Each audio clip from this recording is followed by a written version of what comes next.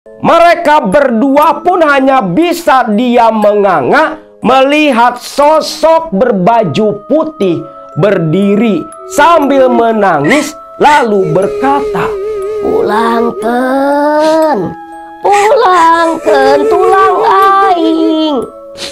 Tentu saja, melihat dan mendengar itu, Ateng dan Parin pun langsung puter balik, lari tunggang langgang, meninggalkan Ucup yang masih masang panci.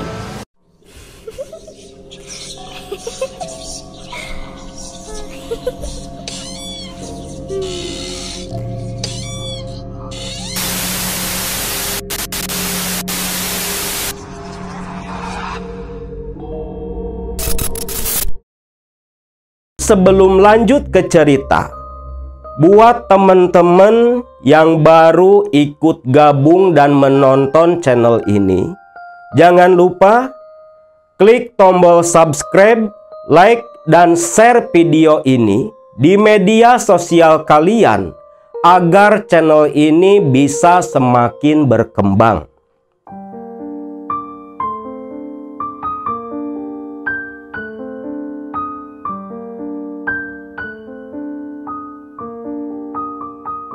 Assalamualaikum warahmatullahi wabarakatuh.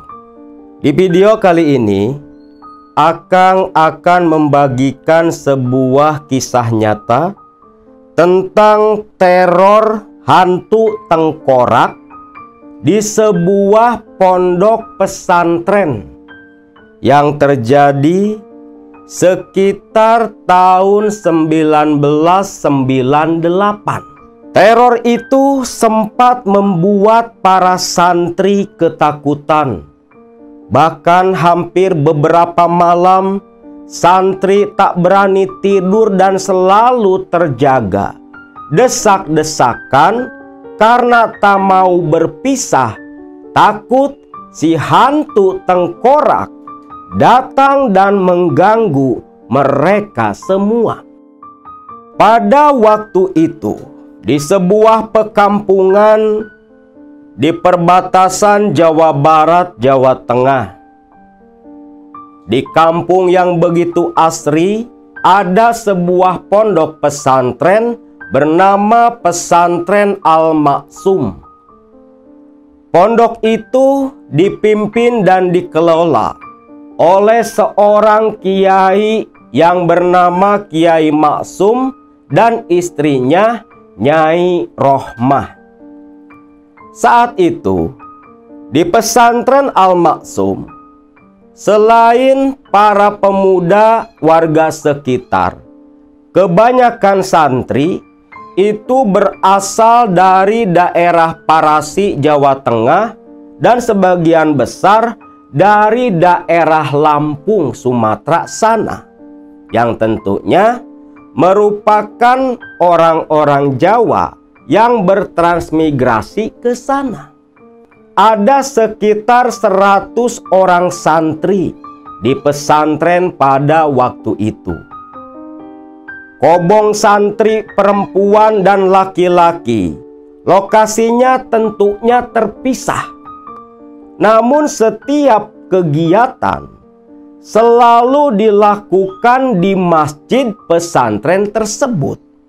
Jadi tak ada ruang mengajar khusus, tetapi memang masjid yang dibangun di tengah pesantren itu ada emperan-emperan luas yang dipergunakan untuk proses belajar mengajar para santri di pesantren. Di pesantren itu pun ada 2 orang lelaki santri paling senior dan paling tua, yang bernama Mang Ucup dan Mang Bidin, yang memang sudah ikut dengan Kiai Maksum. Dari semenjak mereka kanak-kanak, sudah dianggap seperti anak sendiri, walaupun kedua orang ini punya sifat dan kelakuan yang agak nyeleneh. Mereka suka bercanda, terlebih Mang Ucup, dia ada kekurangan pula, telinganya agak kurang pendengaran. Nah, satu ketika Dari mulai subuh turun hujan begitu lebat, mengakibatkan air yang begitu deras dari pegunungan masuk ke sungai dan tidak tertampung karena sungainya terlalu kecil, sedangkan debit air begitu besar. Nah, di samping sungai itu ada deretan kolam-kolam ikan milik warga, dan salah satunya adalah milik Kiai Maksum. Air dari selokan langsung tumpah ke kolam. Kolam-kolam ikan hampir rata seperti layaknya sebuah danau, menyatu. Tentunya itu membuat para santri lari pontang-panting menyelamatkan ikan milik kiai mereka agar tidak terbawa hanyut. Sedangkan sebagian santri membersihkan saluran air, karena di pesantren air sudah naik semata kaki. Untungnya semua bangunan masih berbentuk panggung. Nah, saat itu sekitar jam 10 ketika banjir melanda kolam dan pesantren, para santri lelaki termasuk Ucup, Bidin, Ateng, dan Parid dengan beberapa orang santri lelaki lainnya sedang mengevakuasi kolam agar ikan tak kabur. Sedangkan Ateng berjalan mengecek kolam kiai yang agak kecil yang tepat berada di pinggiran sungai. Di tengah santri lain sedang sibuk menahan agar ikan tak keluar kolam. Tiba-tiba saja Ateng di pinggir selokan berteriak, "Woi, tolong woi, tolong!" teriak Ateng. Tentu saja semua santri di kolam kiai pada berlari menuju ke arah Ateng. "Teng, ada apa, Teng?" Tuh, lihat, itu kuburan kegerus air," ucap Ateng. Bidin dan Ucup pun langsung menuju ke pinggiran selokan. "Astagfirullahaladzim, woi, tulang woi, tulang!" Ucup sambil nunjuk-nunjuk. Akhirnya Parid pun lari ke pesantren, laporan ke Kiai Maksum. Tak lama Kiai Maksum diikuti Parid dan beberapa santri beserta warga langsung datang menuju ke pinggir selokan. Terlihatlah tulang belulang menonjol dengan kain kapan yang sudah lapuk. Kuburan yang ada di pinggir selokan tergerus derasnya air sungai. Untungnya hujan sudah reda, hanya menunggu air surut saja. Tak lama warga pun kembali datang setelah pulang untuk membawa peralatan. Lalu dengan instruksi dari Kiai Maksum, para santri dan warga pun disuruh menggali dan mengevakuasi tulang belulang almarhum salah satu warga mereka yang bernama Bi Ijah. Sedangkan sebagian warga itu disuruh pula menggali lubang kuburan baru agar hari itu juga tulang belulang bisa dikebumikan. Namun karena setelah curah hujan yang begitu tinggi, tanah pun begitu lengket digali. Ketika waktu asar, yang menggali kuburan di pemakaman umum sebelah atas itu baru selesai menggali setengah. Sedangkan Bidin dan Ucup yang menggali kuburan Bi Ijah sudah selesai dan langsung mengangkat tulang belulang dimasukkan ke dalam kain kapan. "Din, kasihan ya si Ijah. Dulu waktu meninggal teh baru aja punya anak." "Iya, Cup. Mana si Ijah teh? Bukannya mantan kamu, Cup?" ucap si Bidin. "Udahlah, gak usah ngomongin masa lalu." Bukan gitu, Cup. Siapa tahu aja nanti malam tuh si Ijah datang ke kobong kamu." Ya kalau si Ija datang ya nggak apa-apa. Biar tak kelonin sekalian. Ucap si Ucup sambil masukin tulang belulang almarhum Ija ke buntalan kain kapan. Lalu mereka berdua pun langsung bergegas menuju ke arah atas tempat warga yang ada sekitar 6 orang menggali lubang kuburan. Mang, gimana oi? Udah beres? Aduh, belum atuh Mang Ucup. Lihat nih tanah merah lengket banget. Coba bantulah. Gimana sih? Kita berdua juga capek, Mang. Giliran atuh, soklah tak tungguin. Biar nanti masalah nguburin mah, biar saya sama Ucup. Mang mah semua boleh pulang. Para penggali pun yang 6 orang itu hanya bisa bersungut-sungut saja. Sedangkan Ucup dan Bidin menyimpan buntalan kain kapan berisi tulang belulang yang masih utuh. Duduk di pinggiran kuburan sambil ngelinting bako ngeliatin warga yang bahu-membahu membuat lubang.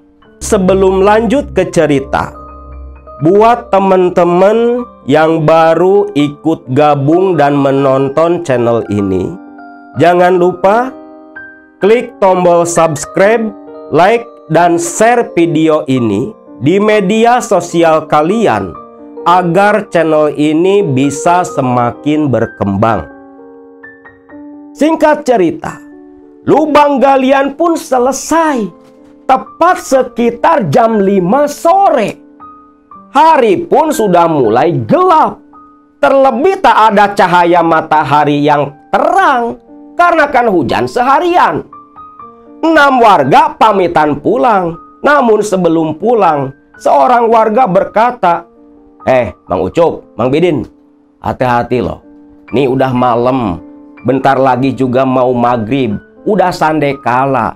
Biasanya nih setan di kuburan pada keluar. Ucap si orang itu sambil tertawa meninggalkan Ucup dan Bidin yang hanya saling tatap ketakutan. Nah, mulailah Bidin dan Ucup membuat liang lahat. Yang padahal kan tak perlu, toh cuma tinggal tulang belulang. Ucup dan Bidin pun bahu-membahu tuh bikin lubang lahat di pinggir. Namun baru saja selesai setengah, tiba-tiba saja sudah terdengar suara para santri solawatan di masjid pesantren. Kedenger solawatannya lewat toa. Waduh, Cup, bentar lagi kayaknya mau adzan nih, Cup. Kamu lanjutin aja sendiri ya. Saya mau langsung ke pondok. Sekarang kan giliran saya jadi imam. Aduh, yang bener atuh Bidin. Masa ninggalin saya sendiri ngurus nih tengkorak? Allah, udahlah. Dienggak-enggak. Almarhum diijahkan mantan kamu. Baktilah dikit. Sambil langsung Bidin berlalu pergi tanpa menunggu persetujuan si Ucup. Astagfirullah Gusti, ai si Bidin kelakuan. Ucup pun kembali melanjutkan menggali sisa liang lahat. Lantas selepas itu Ucup naik ke atas bermaksud mau mengambil tulang belulang di buntalan kain kapan. Namun baru saja sampai di permukaan, azan maghrib pun terdengar. Udah adzan. Aduh, baru sadar. Udah gelap kayak gini, pikir Ucup. Ya, alah, gimana tuh? Ucup pun bingung. Mau kelar jam berapa nguburin tengkorak sendirian? Alah, toh Pak Kiai kan gak tahu. Bawa pulang aja dulu lah, besok baru dikuburin, pikir si Ucup. Ya Ucup mana mau dong sendirian nguburin tengkorak di kuburan. Mana kuburannya di tengah kebon lagi. Akhirnya Ucup pun menguburkan tulang maghrib itu, tulang belulang, di buntalan kain kapan. Langsung dia bawa pulang ke pesantren. Ketika Ucup sampai di pemukiman, qomat sudah terdengar dari masjid. Ucup pun langsung bergegas menuju ke kobong tempat dia tinggal yang memang terpisah, berada di pinggir kebun milik Kiai Maksum yang sudah bertahun-tahun dia tinggali sendiri, sambil ngurusin tanaman buah-buahan milik Kiai. Ucup pun tidak berpapasan dengan orang lain. Semua orang, para santri dan warga sekitaran pesantren udah lagi sholat berjamaah di masjid. Singkatnya, Ucup langsung bergegas masuk ke kobong yang tidak dia kunci. Tulang belulang dia masukkan ke bawah dipan.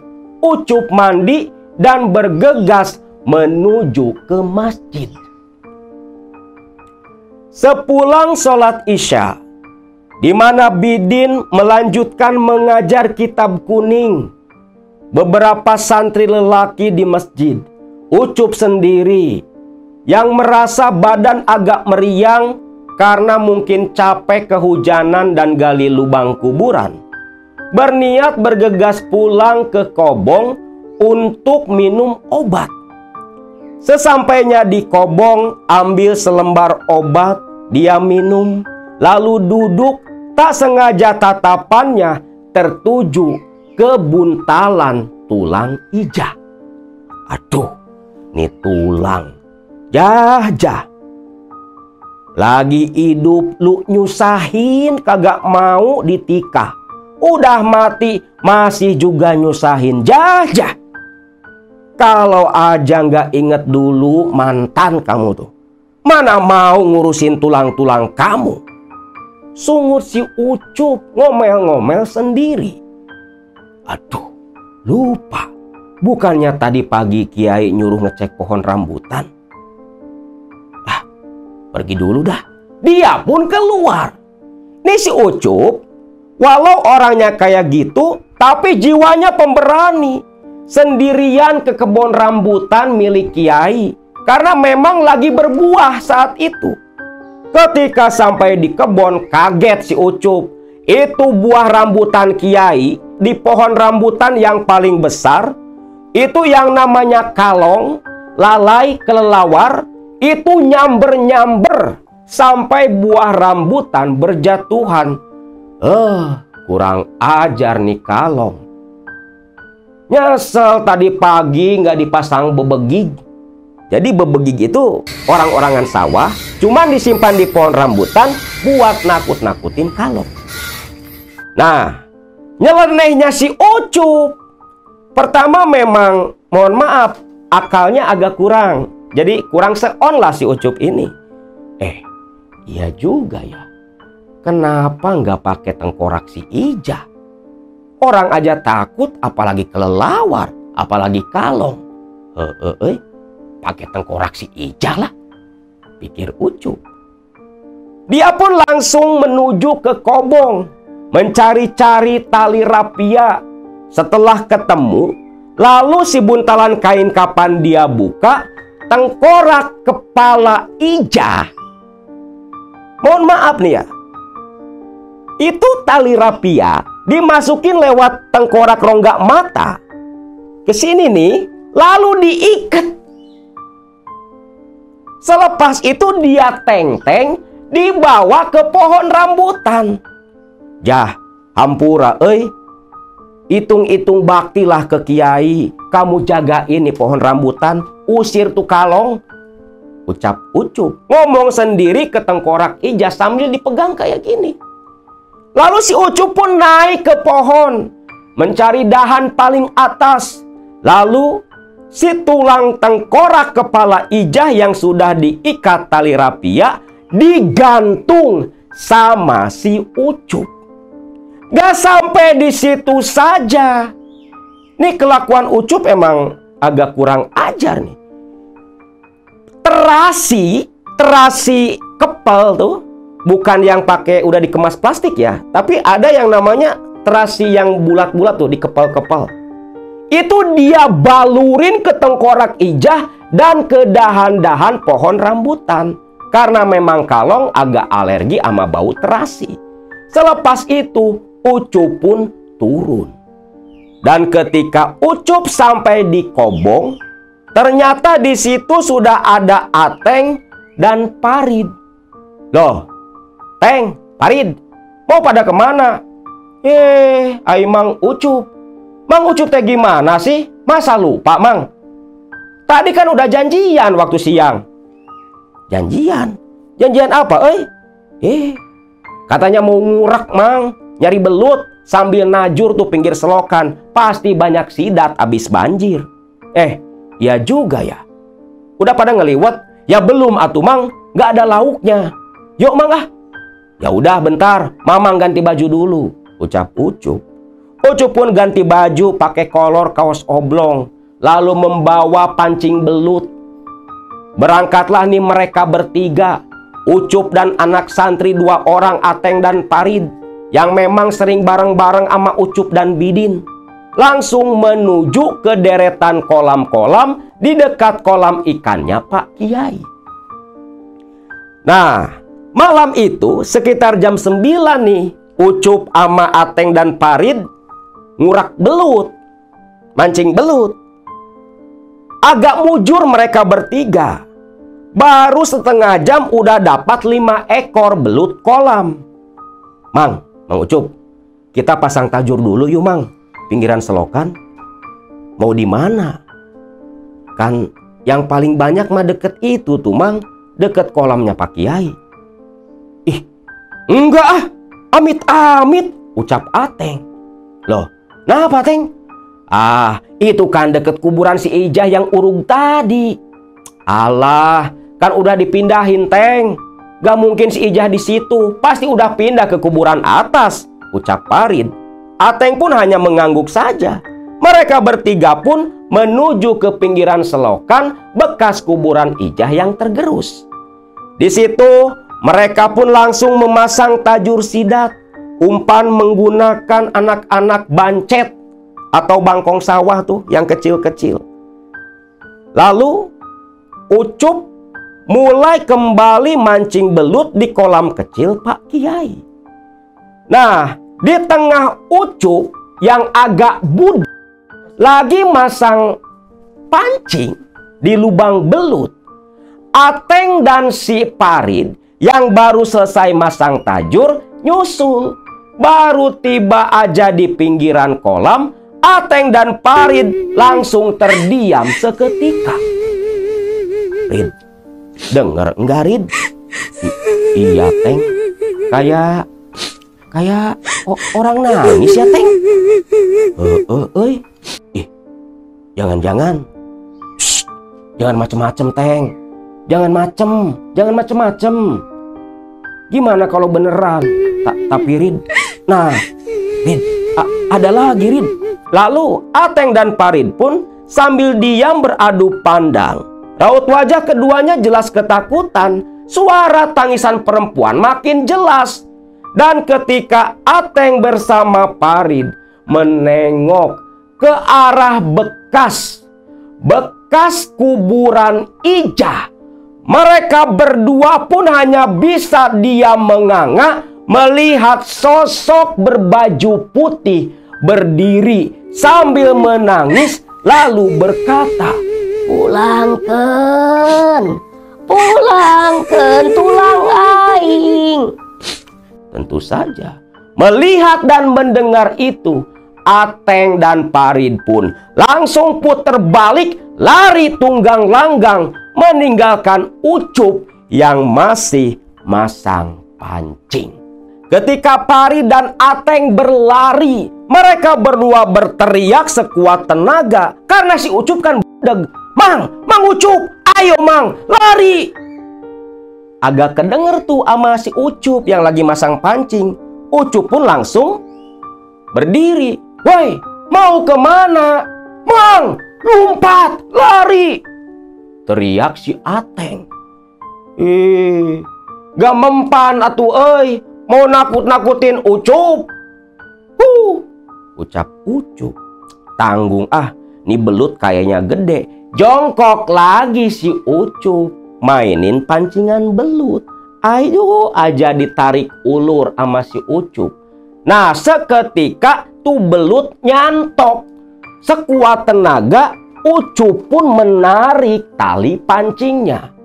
Namun tenaga belut yang begitu kuat membuat Ucup seperti tarik tambang.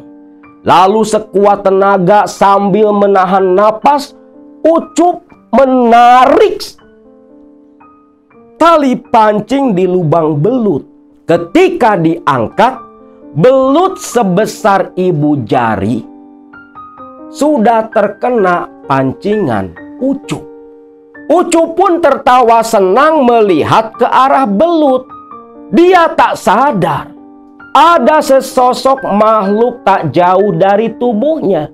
Dan ketika Ucup naik kembali ke pinggiran kolam, baru saja dia mengangkat kepala, Ucup pun teriak ketakutan melihat sosok perempuan rambut awut-awutan dengan gaun putih yang menjuntai begitu kusam menangis tepat di depan Ucup. Tak pikir panjang, Ucup langsung lari di atas kolam, naik di ujung kolam, lalu lari menjauh dari kolam kecil sang kiai. Ketika Ucup berlarian itu, tak sengaja 2 ekor belut di kantong kresek jatuh kembali ke kolam. Alah siah, nih belut malah jatuh. Mana buat makan anak-anak. Dengan napas yang tersengal-sengal, lalu Ucup pun yang merasa sudah cukup jauh, dia pun kembali menatap ke kolam si kiai.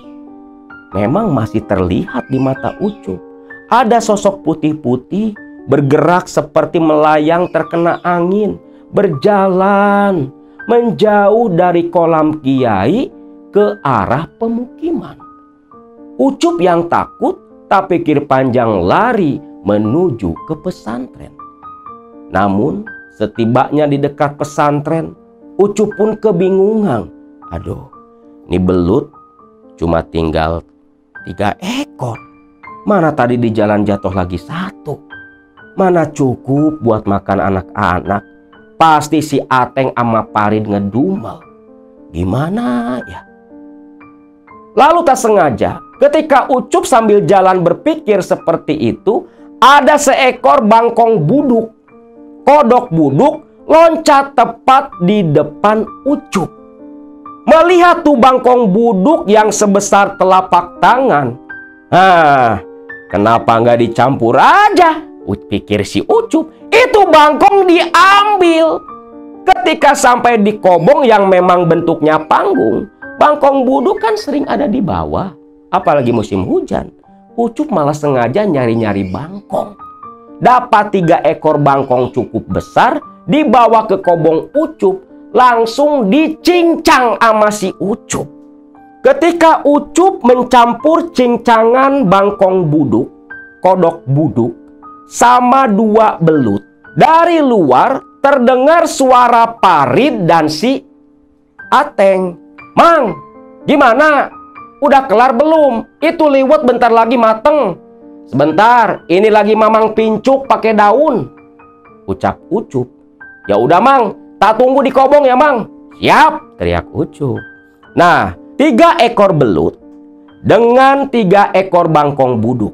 Yang 2 dicincang disatuin sama belut.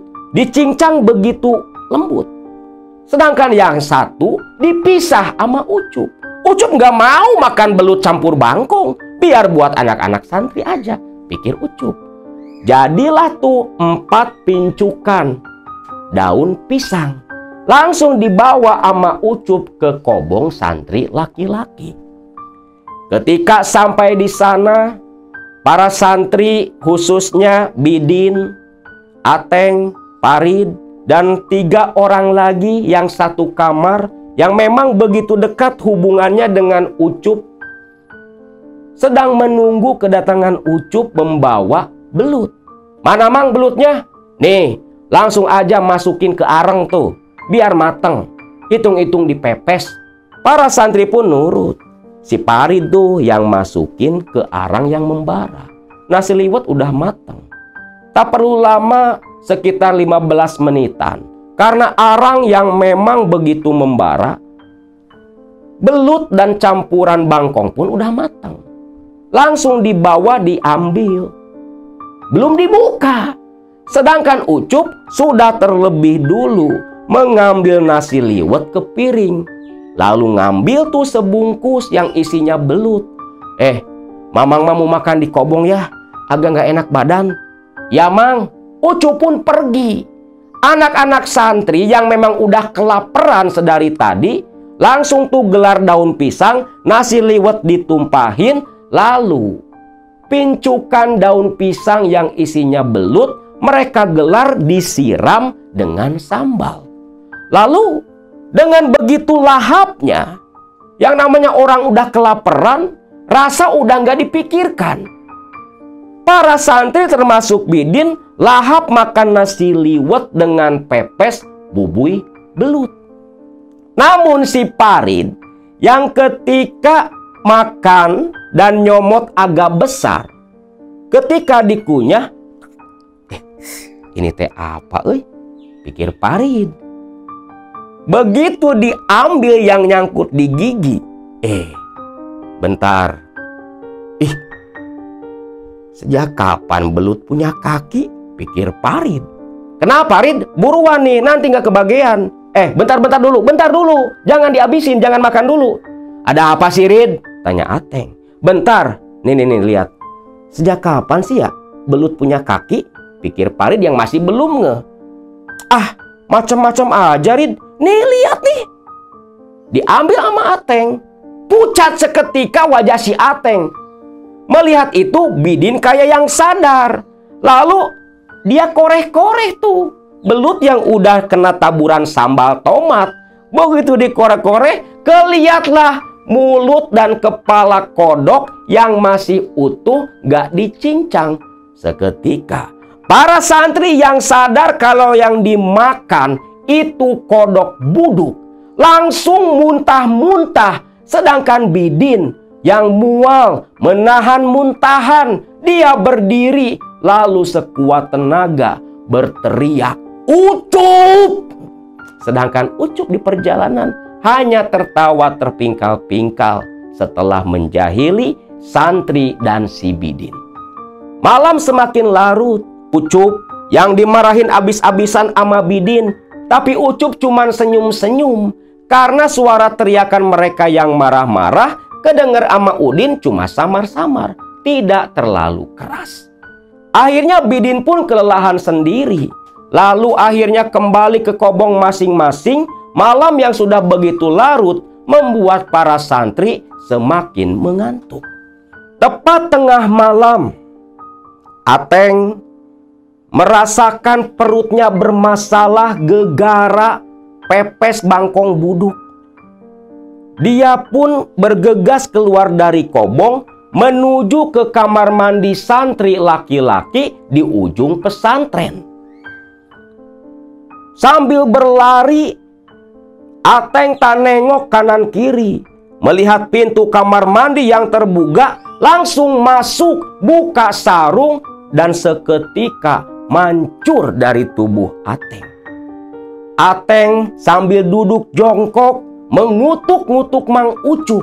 Namun apa daya, karena begitu sering mereka dijaili. Sedangkan di tengah Ateng yang sedang buang air besar mencret-mencret di kamar mandi, para santri putri di kobong, ada beberapa orang yang masih membaca kitab. Saat itu Nur Aeni, salah satu santri asal dari Lampung, lagi baca kitab kuning sama si Nenda. Namun tiba-tiba mereka berdua terdiam mendengar suara tangisan perempuan yang begitu menyayat hati. Dah, Nenda, itu siapa yang lagi nangis belakang kobong kita? Gak tahu atuh teteh. Coba atuh teteh lihat intip tuh. Lalu si Nur mendekat ke dinding yang memang dindingnya kan dari anyaman bambu. Ada celah-celah kecil. Ngintip. Seketika berbalik dengan wajah yang begitu pucat. Teteh kenapa? Itu siapa yang nangis teh? Nenda, cepat matiin tuh lampu teflon. Kita tidur saja. Itu bukan orang. Loh, siapa teh? Setan. Tentunya Nendah yang ketakutan langsung memeluk si Nur, menutup tubuh dengan selimut kain samping. Ternyata bukan cuman mereka berdua, beberapa santriwati di kobong lain pun ikut mendengar dan jadi ketakutan. Ateng selesai BAB, perut sudah ngemplong, tidak terasa begitu sakit.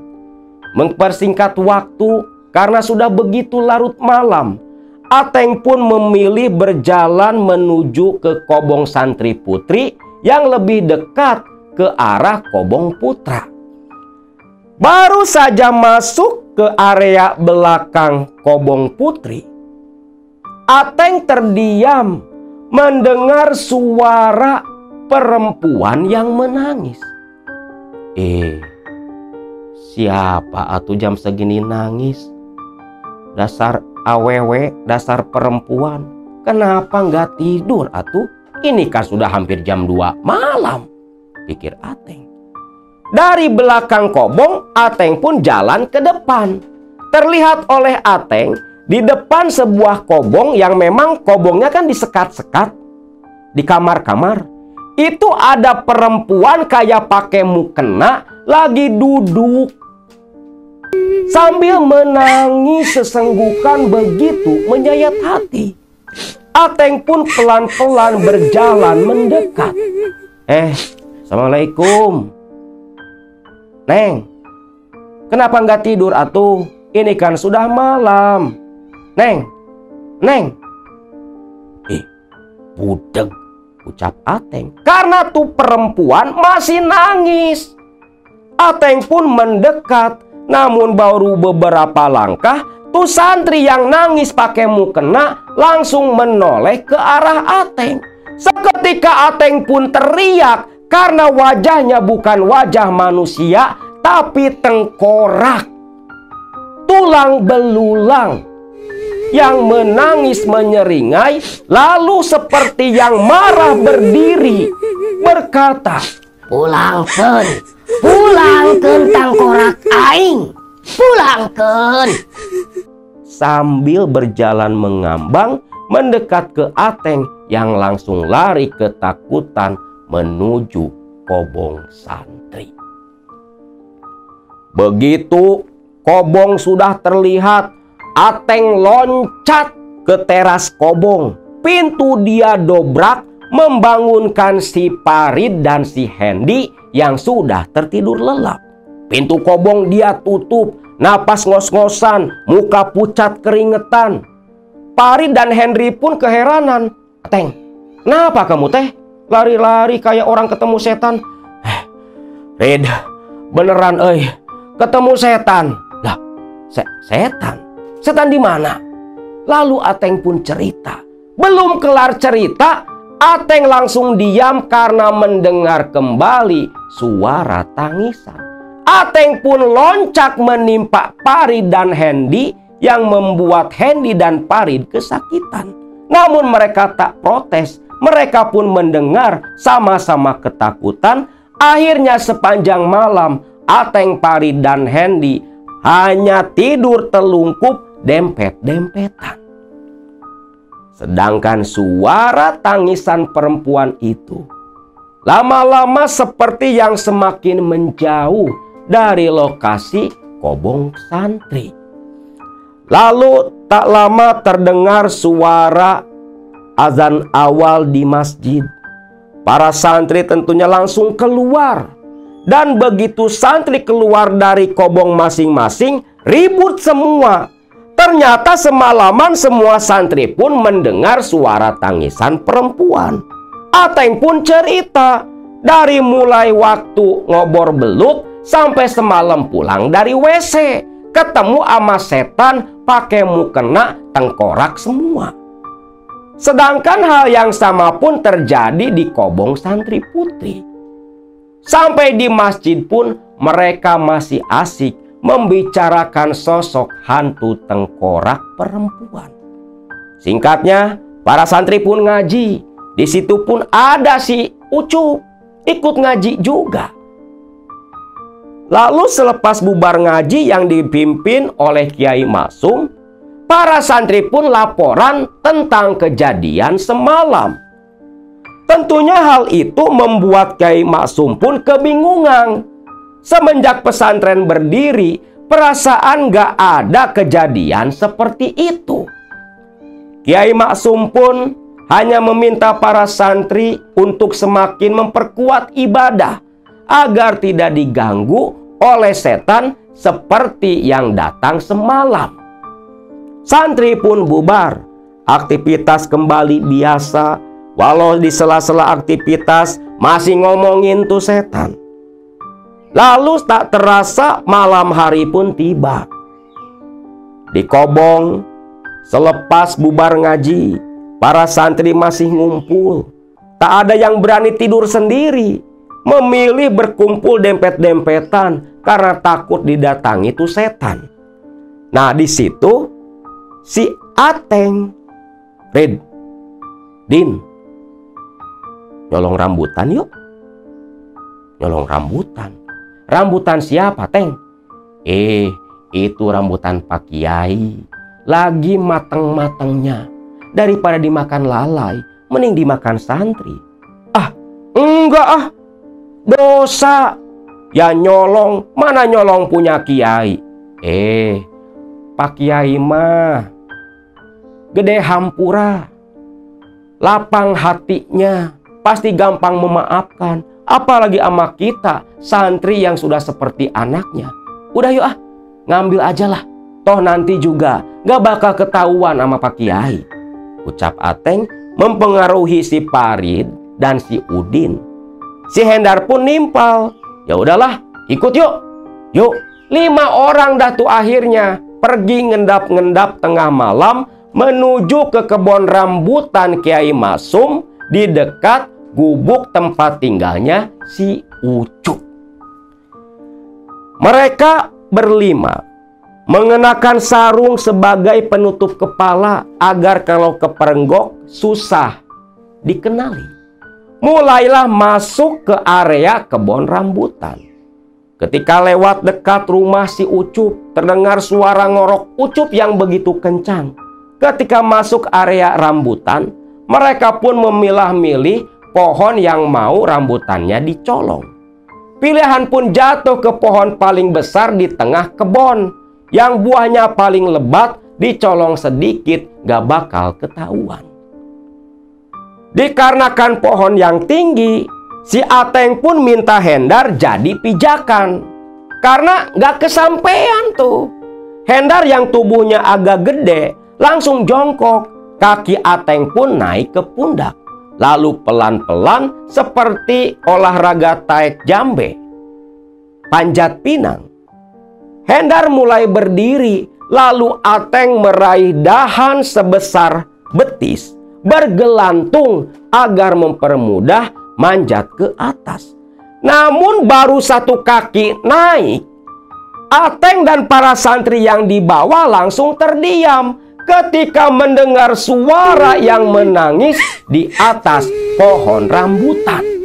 Sontak para santri pun menengadah, termasuk Ateng. Nyatalah ketika mereka menatap ke atas pohon, suara tangisan berasal dari sosok putih di dahan atas pohon rambutan. Tentunya Ateng yang kaget dan takut melonggarkan cengkraman di dahan pohon, jatuh menimpa kawan-kawannya. Ketika mengadu kesakitan berusaha berdiri kembali, hati mereka semakin takut. Tatkala sosok putih itu seperti turun ke bawah sambil terus menangis diselangi tawa dan berkata, pulangkan tulang aing.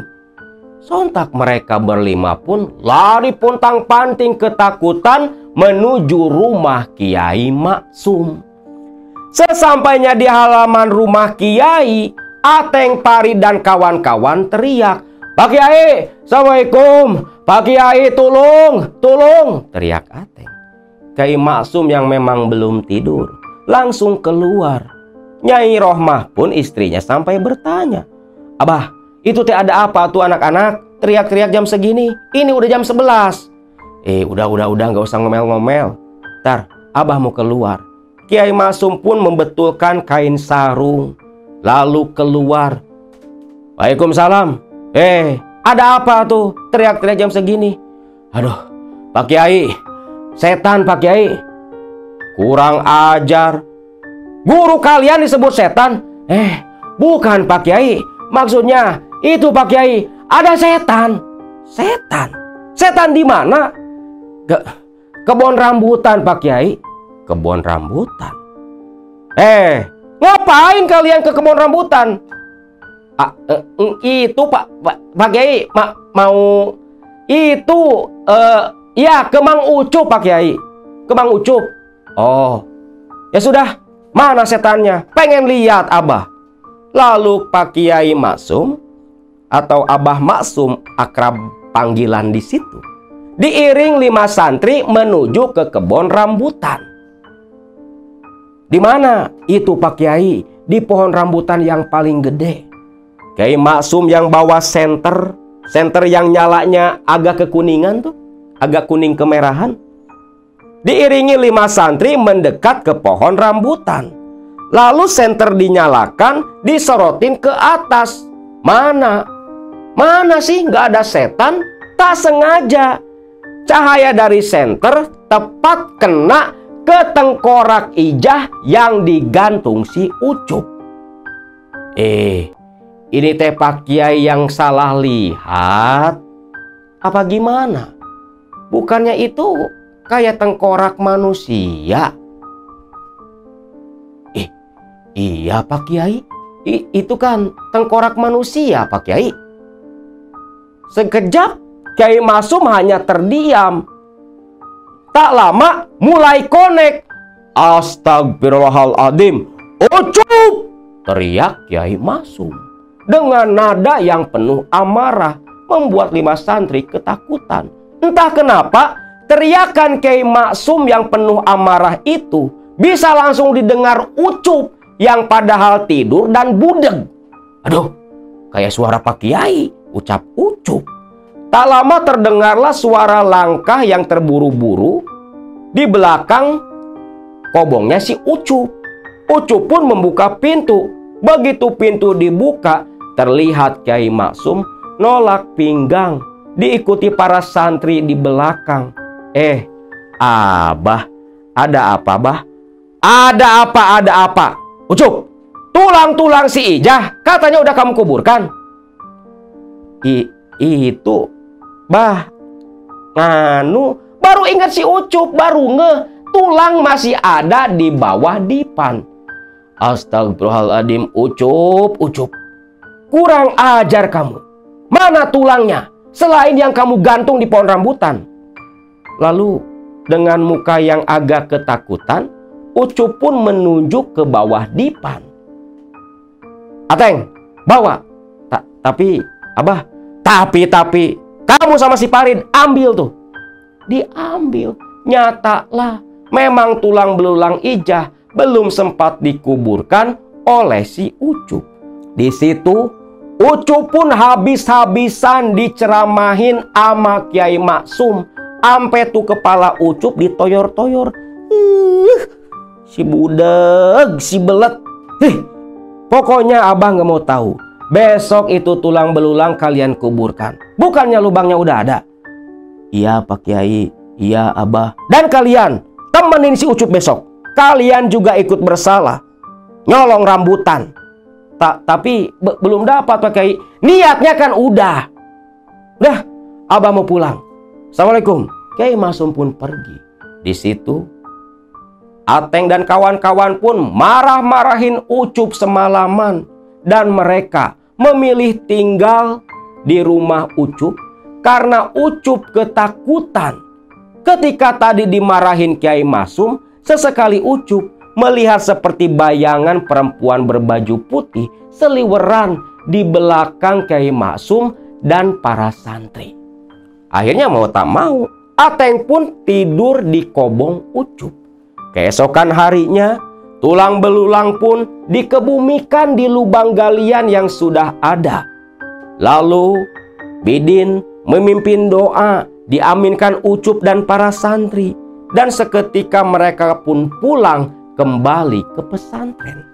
Namun siapa sangka malam harinya Ucup tak bisa tidur sambil menggigil ketakutan karena sosok Ijah yang berwujud seperti kuntilanak terlihat oleh Ucup berdiri di samping dipan. Kalian bayangkan sendiri, ditemenin setan di pinggir dipan, tidur telungkup, gemeteran sampai subuh. Baru ngilang pas azan, Ucup laporan ke Kiai Maksum. Kiai Maksum pun hanya bilang, itu mungkin hukuman karena Ucup lalai menjadikan tengkorak Ijah sebagai mainan. Nah, itulah sebuah kisah nyata di sebuah pesantren Al-Maksum di Jawa Barat. Teror tengkorak yang membuat para santri beberapa malam ketakutan dikarenakan kelalaian Ucup yang lupa menguburkan tulang belulang Ijah, bahkan menggantung tengkorak kepala di atas rambutan untuk mengusir kelelawar.